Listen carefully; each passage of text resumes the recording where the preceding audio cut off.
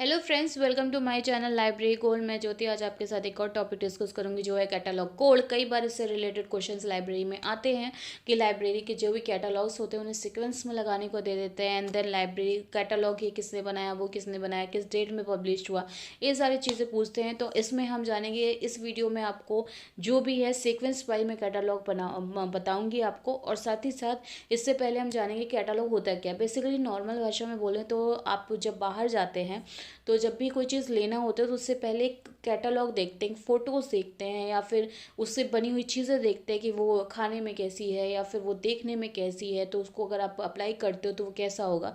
हर चीज़ का कोई भी प्रोडक्ट लेने से पहले हम चेक करते हैं उस कैटलॉग को देख के कि वो ऐसा ऐसा होगा।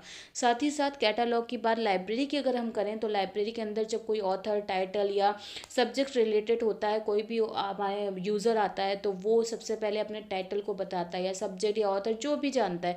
तो एक कैटलॉग मैनुअल फॉर्म में भी होते हैं, अब ऑनलाइन भी होते हैं। मैनुअल फॉर्म या ऑनलाइन में देख के हम उसे आसानी से वो बुक उससे रिलेटेड जो भी इंफॉर्मेशन उसे प्रोवाइड कर सकते हैं। तो बेसिकली पहले क्या होता था कि पहले बहुत ज़्यादा प्रॉब्लम होती थी लाइब्रेरी में एक दूसरे में कोऑर्डिनेट करने में, क्योंकि कोई ऐसा एक जैसा कैटलॉग्स नहीं होते थे, सबके अपने अपने होते थे। तो जो पहला कैटलॉग बनाया गया ऑर्गेनाइज तरीके से वो था ब्रिटिश म्यूजियम कैटलॉग, जिसे पंजी कैटलॉग भी कहते हैं, जिसे एंटोनी पंजी या जे विंटर जॉनस ने और एडवर्ड ने मिलकर बनाया था 1841 में। और 1841 में ही फर्स्ट एडिशन आया था 91 रूल्स का एंड सेकेंड एडिशन का कह सकते हैं 1936 में आया था जो कि 41 रूल का था। अब आप इसकी प्रॉब्लम जानना चाहेंगे, कई बार पूछा जाता है कि इसमें कैसे बन सकती थी एंट्री से नहीं। तो इस कैटलॉग की जो प्रॉब्लम थी वो यही थी कि इसमें सिर्फ ऑथर बेस ही एंट्री बनाई जा सकती थी, जिससे कि यूजर्स को बहुत ज़्यादा प्रॉब्लम होती थी, साथ साथ में लाइब्रेरीज को भी। सेकंड जो हमारा कैटलॉग आया वो चार्ल्स सी जेसुइट का कोड था, 1852 में आया था। इस कैटलॉग की बात करें तो ये हमारा सेकंड कैटलॉग कोड था जो कि पंजी कैटलॉग के ऊपर आधारित था। और इस कैटलॉग के अंदर जो है हम बात करें तो इसका एक टाइटल है काफ़ी लंबा सा, वो बेसिकली पूछा नहीं जाता बट आपको पढ़ना पड़ेगा।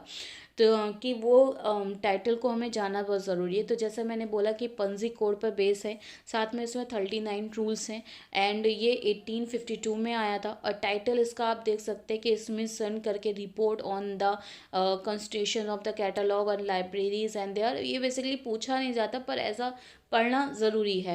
साथ ही साथ आप बात करेंगे कि इसमें ये जो है इस 39 रूल्स का था। रूल्स बहुत ज़्यादा इंपॉर्टेंट से कई बार पूछे जाते हैं। जो थर्ड हमारा है रूल्स फॉर डिक्शनरी कैटलॉग, इसके बारे में तो हम सबको ही पता है कि C.A. कटर ने दिया था।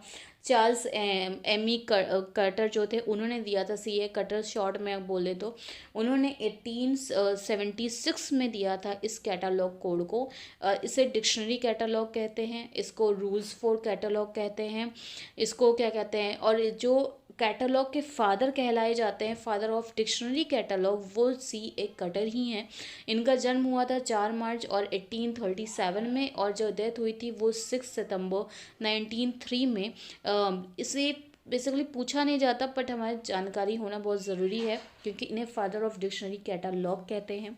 साथ ही साथ इन्होंने जो इसके अंदर दिया था ये थोड़ा सा, जैसे कि फर्स्ट वाले में सिर्फ ऑथर बेस था, सेकंड वाला भी ऐसा ही था। इसके अंदर इन्होंने क्या किया था, रूल्स फॉर डिक्शनरी कैटलॉग के अंदर 1876 में इसके अंदर जो टोटल नंबर ऑफ रूल्स है वो 205 थे। और ये एक साइंटिफिक कैटलॉग कोड बनाया गया था। ये बेस था साइंस के ऊपर, यानी साइंटिफिक मेथड पर ये बेस था। ये फर्स्ट ऐसा कैटलॉग था रूल फॉर डिक्शनरी जो कि साइंटिफिक कैटलॉग पर बेस था। तो इसलिए ये बहुत जाना ज़रूरी है। और आपको याद होगा 1876 के समय ही DDC आया था और इसके एडिशंस हैं। जो फर्स्ट एडिशन आया था वो 1876 में आया था जो 205 रूल्स का था। सेकंड एडिशन 1889 में एंड थर्ड एडिशन इज़ 1891 और फोर्थ एडिशन उसका 1904 के अंदर आया था, जिसके अंदर जो रूल्स थे टोटल नंबर ऑफ वो 369 रूल्स थे।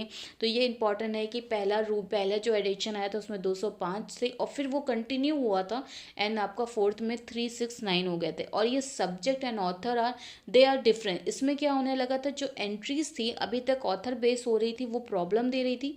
अब इसके अंदर क्या हुआ कि सब्जेक्ट एंड ऑथर दोनों ही अलग अलग एंट्रीज बनाना स्टार्ट कर दी गई, जिससे कि अगर यूज़र को ऑथर से रिलेटेड न पता है तो वो ऑथर बता सकता है। उससे कैटलॉग्स बनाए जाते थे। अगर सब्जेक्ट वाइज है तो सब्जेक्ट वाइज कैटलॉग बनना शुरू हो गया। तो इस तरह से ये हमारे 3 सीक्वेंस में थे। इस तरह आपको और भी पार्ट देखने को मिलेंगे। अगर आपको अच्छा लगा है, आपके लिए यूज़फुल है, तो प्लीज़ लाइक करें, शेयर करें एंड जितना हो सके आप प्लीज़ सब्सक्राइब करें और प्लीज़ मेरा इंस्टाग्राम चैनल फॉलो करें। एंड साथ ही साथ अगर आपको कोई भी क्वेश्चन है या कोई भी क्वेरी है या कोई भी अदर टॉपिक के बारे में आप जानना चाहते हैं तो मैं पूरी कोशिश करूँगी उसके बारे में बताने के लिए। प्लीज़ उसके बारे में आप कमेंट सेक्शन के में अपना मैसेज छोड़ सकते हैं एंड प्लीज़ इसको जितना भी हो सके प्लीज़